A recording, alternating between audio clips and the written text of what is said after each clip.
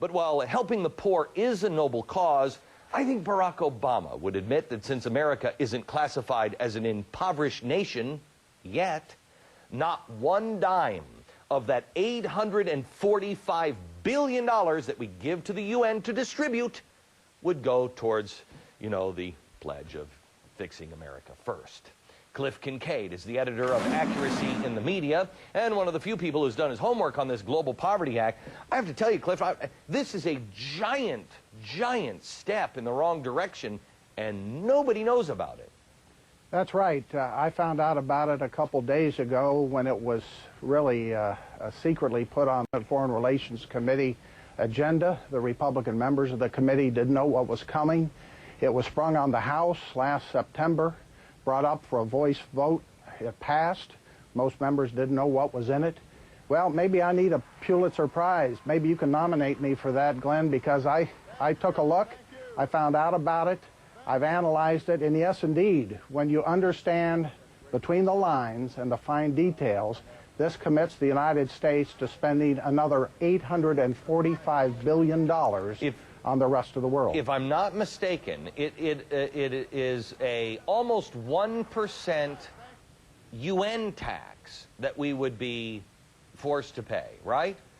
It's 0.7% of gross national product. This is a figure that was bandied about by the UN for many years. It was actually inserted into a document out of the UN in 2002 and agreed to by the Bush administration. That's craziness. And the Bush administration agreed to it. The Barack Obama bill, basically without mentioning the 0.7% or the necessity of a global tax, commits the United States to carrying out this objective, meeting its own, quote, millennium goal. Right. And it's the same game that they're always playing. Look, they've already set it up in one bill, and now this is the other bill to actually execute it. Basically, right or wrong.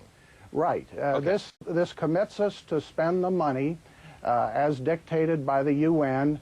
0.7%, according to Jeffrey Sachs, who ran the UN Millennium Project, means the United States has been short by $65 billion a year on what is called official development assistance. But it also puts us in line for Kyoto. It also puts us in line for what is also part of this UN Millennium Agreement of banning all small arms.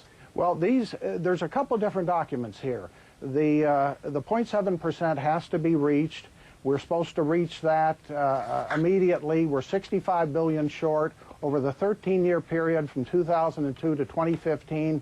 That's how we get the $845 billion figure. Plus, they have a so-called Millennium Declaration that actually came out in 2000, which not only commits us to the more foreign aid spending, but calls on countries to implement Kyoto, a ban on small weapons, the Children's Rights Treaty, the Women's Rights Treaty.